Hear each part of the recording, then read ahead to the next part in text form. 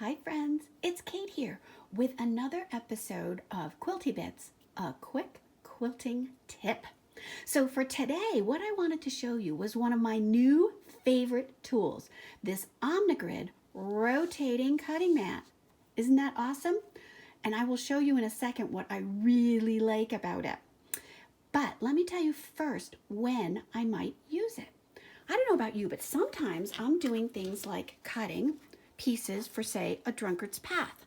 And I've got my templates here, and I've got to cut around this way, and I have to cut this one around this way, sometimes another side, and it can get kind of awkward, and you don't want to be holding your thing and going around and this crazy awkward thing.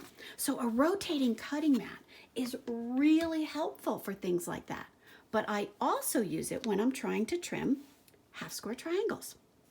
Now, one of my favorite tools to use with trimming half square triangles is my block lock ruler. Now, what I do is I make my half square triangles a little bit oversized, and then I trim them down to size because they end up perfect that way. Now, normally when you're using a block lock ruler, you're going to lay block lock against your seam here and see how it nests, because there's a little channel on the other side, and it just fits right up against the edge of your seam. And what you would normally do is come over here, find the number that you want to trim it to, and make sure you have just a little bit around it. And then you would take your rotary cutter, trim and trim, and then you would slide this up along the edge and turn the block and the ruler together, line everything up, and trim it again.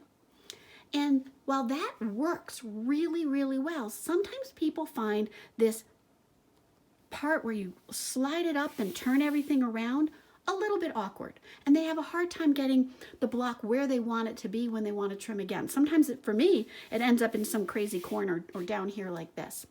So what I like to do, again, so we're going to do it, line it up, got my block locks nested against the channel of my half square triangle here, got a little bit of room on both sides over here, so now I'm going to trim.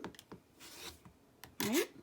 Move that out of the way, move that out of the way, and then instead of sliding this up and now rotating the ruler, I just rotate the mat. And the thing I love best are these little grooves over here where I can put my finger. It makes it so easy to rotate it because of these little grooves. Now I can take my block lock ruler, slide it back down, line up my lines so I have it exactly where I need it, and trim my last two sides.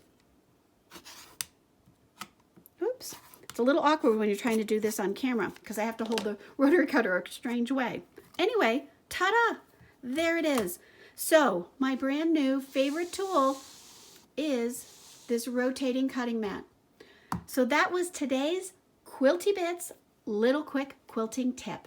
Thanks so much for watching. See you next time. Bye.